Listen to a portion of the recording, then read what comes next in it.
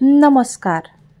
तुमचं स्वागत आहे तुमच्या आवडत्या युथिंग 24 या आध्यात्मिक आणि प्रेरणादायी चॅनलवर. आज आपण जाणून घेणार आहोत एक अतिशय रोचक आणि भक्तिरसात न्हालेलं सत्य. आपण सगळेच गणपतीला प्रथम पूज्य का मानतो?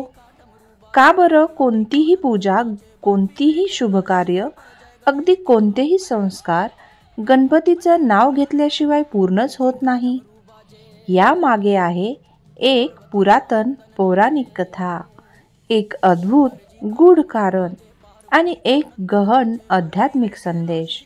हा व्हिडिओ शेवटपर्यंत नक्कीच बघा, कारण आज आपण फक्त कथा नाही तर आपल्या संस्कृतीचं मूळ जाणून घेणार आहोत.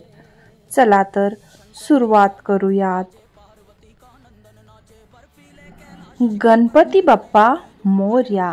तर मित्रांनो, आज आपण जाणूनच घेणार आहोत की गणपती बाप्पाची पूजा आधी का केली जाते.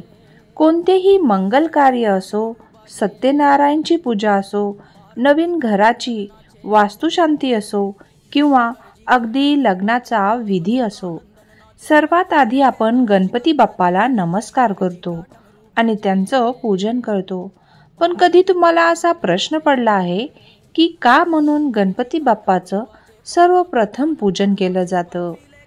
चला तर मग आजच्या कहाणीला सुरुवात करूयात आणि या प्रश्नाचं आज उत्तर शोधूयात. पुराणानुसार सांगितलं आहे की गणेश हे फार वर्षापूर्वीची ही गोष्ट आहे.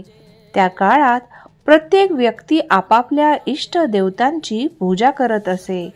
आता इष्ट देवता म्हणजे काय? तर आपल्या आवडत्या इष्ट देवता असं म्हणतात. आपल्या आवडत्या देवतेला इष्ट देवता म्हणतात. प्रत्येकजण आपल्या आवडत्या देवतेला मोठं मानत असे आणि त्यामुळे देवतांमध्ये स्पर्धा निर्माण झाली. सगळे देवता आपापल्या श्रेष्ठतेचा अभिमान बाळगू लागल्या. प्रत्येक देवता म्हणायची मीच सर्वश्रेष्ठ आणि यामुळे देवांमध्ये मत्सर व देश वाढू लागला. एक दिवस असा आला की सगळ्या देवतांमध्ये एकच वाद पेटला. तो म्हणजे आमच्यापैकी प्रथम पूजनीय कोण? वाद इतका वाढला की अखेरीस सगळ्या देवगणांनी एकत्र येऊन भगवान शंकराकडे मदतीसाठी धाव घेतली. त्यांनी विनंती केली की हे शंकर, कृपया आम्हाला सांगा की आमच्यापैकी प्रथम पूजनीय कोण? तेव्हा शिवशंकरांनी थोडा विचार केला आणि म्हणाले, हा वाद बोलून सुटणार नाही. यासाठी एक स्पर्धा ठेवूयात. स्पर्धा अशी होती की जो कोणी देवगण संपूर्ण पृथ्वीतलाची म्हणजे साऱ्या विश्वाची प्रदक्षिणा सर्वात आधी पूर्ण करेल तोच प्रथम पूजेचा मानकरी ठरेल. शिवजींच्या या निर्णयाने सर्व देवतांमध्ये उत्सुकता निर्माण झाली आणि थोडा गोंधळही झाला. महादेवांनी जशी स्पर्धा सुरू करण्याची घोषणा केली तशी सर्व देव आपापल्या वाहनांसह निघाले.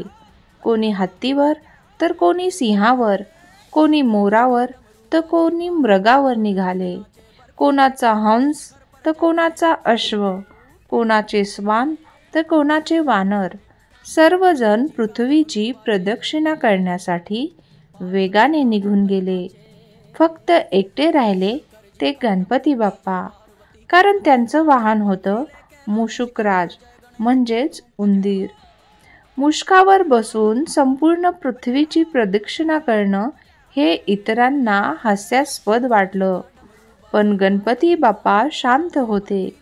त्यांनी मुष्काकडे पाहिलं आणि तिथेच बसले. गणपती बाप्पा हे 14 विद्यांचे आणि 64 कलांचे अधिपती होते. ते विचार करू लागले आणि त्यांच्या मनात एक सुंदर युक्ती आली. त्यांनी विचार केला की भगवान शिवशंकर हेच पृथ्वीचे प्रतिबिंब आहेत.